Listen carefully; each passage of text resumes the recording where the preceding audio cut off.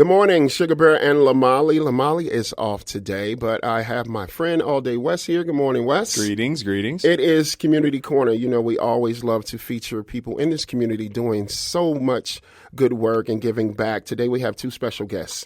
Kathy Alderman, who is the VP of Communications and Public Policy, and Kwika Montoya, the Board Officer and Secretary for Colorado Coalition for the Homeless. Ladies, welcome and good morning. Good morning. Thank you so much for having us. Thank you. Glad to be here. Let's get into a little bit of who you are a little bit. Are you from Colorado? Are you natives from Denver? Talk about that a little. I'll let Kwika start. Yeah, absolutely. I grew up here. I was born in California, but my mom transplanted us here when I was 5, so I'm OG. You're OG, okay.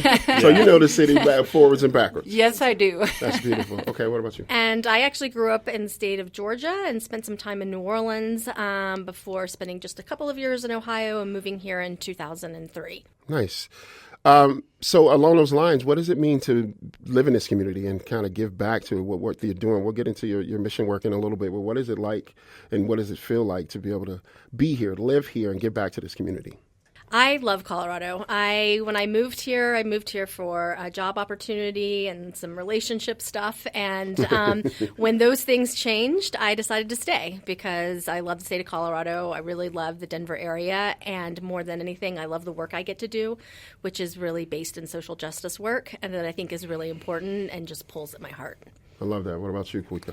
Yeah, absolutely. So I grew up here. I started my family here. My family's here. I couldn't imagine living anywhere else. So I've seen Denver, grow from like a big town to a, medium-sized city. Yeah. So I've seen kind of all of it go down. That's a beautiful thing. Okay, now let's talk about who you work for. The mission of the Colorado Coalition for the Homeless. Exactly what this is. Tell the people who are listening right now, what is the work that you do? Well, the Colorado Coalition for the Homeless is a housing and healthcare provider. So we work in the space of homeless response, but we work in a little bit of a different space than some of our shelter providers. So we believe in providing the lasting solutions to homelessness, and that takes the form of providing healthcare through our federally qualified health center and 5 satellite clinics. It's a full range of primary care, behavioral health, dental care, vision care, just really kind of one-stop shopping. We want to reduce all the barriers that we possibly can for low-income folks and people experiencing homelessness to get the health care they need to stay healthy. That's amazing. And then we also own and operate 21 units of residential housing, and that's affordable housing and supportive housing. Because we know that the solution to homelessness is housing. Yes. But it can't just be housing. For many people that have experienced homelessness for a long period of time, they really need those supportive wraparound services. And so we provide that. We provide that on site, or people can come and get those services at one of our downtown locations. But that includes employment services, family support services, connecting people with the bus routes, finding their grocery stores. Wow. Everything that would really help somebody be successful in housing, especially if they haven't been in it for a while. And then we also we have a street outreach team. So we have teams of folks going out regularly to meet people on the streets, in encampments, in parks, and try to connect them with services and housing. And then what my team does is the education and advocacy. And so that is public education work, media work. We do lobbying at the state, local, and federal levels. We manage our website. We release issue papers related to homelessness, and we hold education series once a month about issues important to the homelessness subject matter. Wow, did you get up? That's a lot of layers. Yeah, it's amazing how many resources and stuff you guys provide. I was looking online, and it says that you were founded about 40 years ago. How have you guys seen the change in the mission over that period of time? I can speak a little bit to that. The change in the mission hasn't really changed, but I will say, I started this work about 10 years ago, and we were under a different mayor, we were under a different resource environment, and it felt like we were just inching towards progress. While we were building housing and providing housing, it didn't really feel like anybody else was, and there wasn't a lot of resources to provide the deeply affordable and supportive housing that this population needs. Since then, so much has changed. We had a former mayor who went from not really wanting to address homelessness other than through a camping ban to fully embracing housing first and launching the Denver Social Impact Bond program. We've had, federal emergency resources come into the state that the state has dedicated solely for homelessness prevention and resolution and housing. We've started to see more efforts at the state level to invest in housing, and specifically that deeply affordable housing. But we still have a long ways to go because we have a lot of people that are still living in shelters and living outside. And so we really continue to advocate with the state to help us devise a long-term strategy and sustainability effort to make sure that we can fund the services, the housing, and the health care that we need to get people off the streets and into a safe home. Would you like to add to that? I mean, so I got connected with the Colorado Coalition for the Homeless through kind of a non-traditional route. Okay. I experienced life challenges and wound up experiencing homelessness on the streets I grew up on. So I got connected with the Coalition Services Transitional Program. I did a lot of work on healing. And, so I'm so grateful to the coalition because, I don't think I'd be where I'm at today. And now I get to have the opportunity to serve on their board and be an active member of their board. So, I mean, it's truly just like one of those full circle moments for me. And then, being a part of the coalition and their programming, peer support services, their Housing First model and supportive housing, I was able to begin to explore what a new career pathway would be for me. And I was inspired by the work that the Coalition for the Homeless does. And, now I work in homelessness services here in Denver as well. That's beautiful. Yeah, Kwika, that's a really cool connection to the coalition that you have. I think it's important, so many individuals are not far removed from experiencing homelessness, and many are even just one paycheck away. So I think it's important for people to remember that it's a human issue, and it's affecting our community. So, how does CCH focus on that human element through your community work? All of our work is about relationship building. Yep. So I want to answer your question, but I also want to congratulate Kwika, who not only exited the cycle of homelessness and got into stable housing and is, fully employed with the Colorado Village Collaborative. She also bought her first house years ago. Clap for that, yeah. And is just a remarkable person and board member. So it's such an honor to I have be a in hard her time presence. talking about myself. Oh, yeah. Congratulations. That's That's awesome. beautiful. Yeah. I mean, obviously, I if I hadn't, gotten the help and the wraparound services that Colorado Coalition for the Homeless provided, I mean, who knows where I'd be? And then, the steps that it took to get inspired by the work and then do. Yeah, I'm blown away, to be honest. So it's my pleasure serving on the board, donating when I can. Yes. It's tugs at my heartstrings all the time. It's a beautiful thing. But to your question, so it's all about personal relationships. We have to build trust with people experiencing homelessness, with our elected officials, with our partners in the space. Yeah. I would say CCH in particular is very people-focused. We understand that one experience of homelessness is one experience of homelessness, and everybody has their own pathway to stability, and everyone's going to have their own obstacles and barriers. And so we want to make sure that we are, person-centered, and what is it going to do? What can we do to help you overcome these barriers? How can we help you overcome these obstacles? How can we help you be successful? And that looks different for every single person. And so, yes, housing is the answer, but the path to housing can look very differently. The types of housing can look very differently. The locations of housing can look very differently. And so we always try to stay really focused on the individuals that we're working with. And it's critical that they trust us, right? Because this is a population that has been largely marginalized, pushed around, especially, in the city of Denver for years and years, ignored. And so the trust building piece is really important. And I give such kudos to our street outreach team and our street medicine team because they are so good at building those relationships. And once that relationship is underway, the person is more likely to come in for more services, in more counseling, more relationship building, and eventually then we're more successful in housing. Yeah, building trust, that's so important. That's so important. The relationship building is so great. So to that end, I'm curious about, because there's a lot of services that you offer, and you can expound on that a little bit. But when it comes to mental health, because that is, we are advocates for that here in this building and here at this radio station. And I'm sure there's a lot of challenges for our homeless, people who are out here looking for stability. How do you provide and attack that space? And, what are some of the results that you've seen?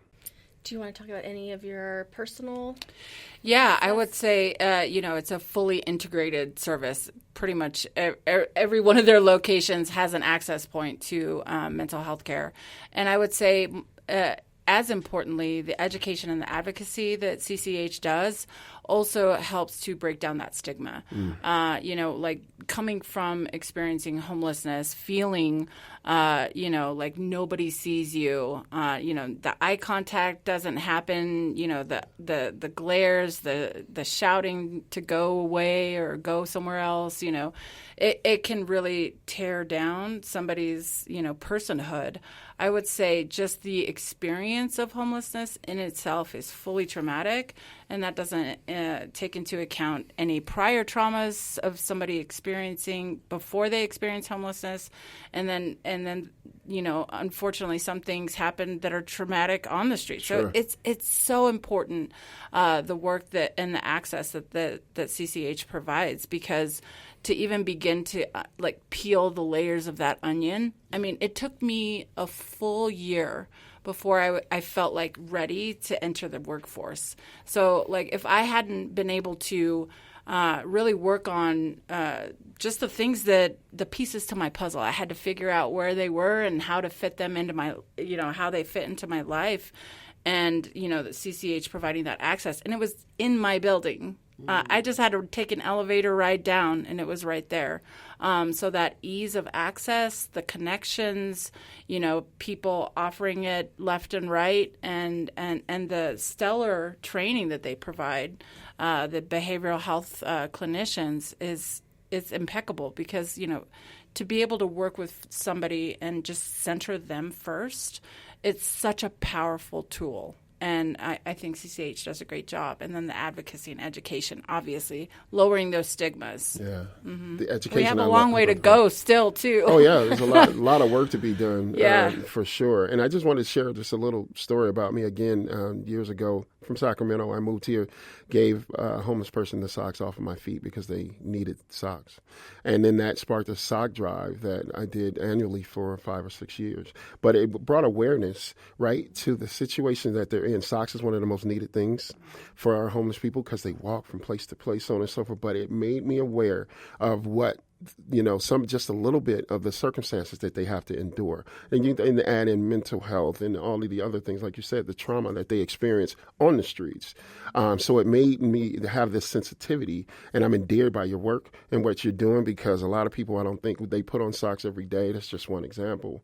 And not think about it. They have to worry about if they have socks or shoes or a clean bathroom or housing or whatever it is. So I salute everything that you guys are doing. How near is the closest bathroom? Yes, it's a beautiful thing. If you wanted to add, I was just going to say that's one of the most important things about one of the philosophies that we embrace, which is housing first. Mm-hmm. And housing first means that you work with someone to get them into housing and stably housed, and then you work on all of those issues that led to their homelessness. Mm-hmm. You don't say you need to be employed, you need to be sober, you need to be getting mental health services before you deserve housing, right? Because we know that housing is the cornerstone to success in every other aspect of our lives. So you're not going to be employed very well if you don't have a place to sleep at night or a place to shower or a place to put on your socks. You're not going to really be able to address your physical health concerns until you can have your medications in a safe place. You're not going to be able to address your mental health concerns until you feel safe. And housing provides all of that. And so that's why when we talk about our model of housing first, we both believe it's important, and it's also a cornerstone of how we deliver care. But it's part of the lasting solutions. It's what makes our work, so meaningful, I think, to us, is because we really walk with people from, their experience of homelessness all the way to someone being able to buy a home. Right. From day one. From day one, yeah, that's beautiful. I love that. Yeah, so I was looking also on your website talking about some of the projects you guys are working on, and one of them was Renewal Village opening in 2024. Do you guys want to explain a little bit about that or anything? Sure. So about a year ago, with some leftover federal emergency funds and some state support and some support from the city of Denver, we were able to purchase an older motel. It was the former Clarion Inn. It's 216 rooms. We're currently converting those to studio apartments. Nice. And in August, we'll be opening those up as supportive housing and transitional housing for people that are currently in the cycle of homelessness, some folks that are living in shelters, some that are living on the streets. And then we'll provide that full range of wraparound services at that location, making sure that people have access to food, that they can get employment, transportation, and then we'll also be providing case management services on site and healthcare services on site, likely through our mobile van that goes out into the community. But we'll bring that van to the site. It has 2 exam rooms. People can get primary care, behavioral health, dental care even on the van.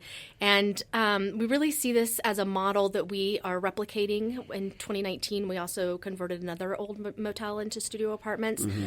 And it just brings housing to market so much quicker, right? It takes us about 6 to 8 months instead of 2 to 3 years at about half the cost. We don't have to wait for low-income housing tax credits, which is the primary way we fund affordable housing in this country.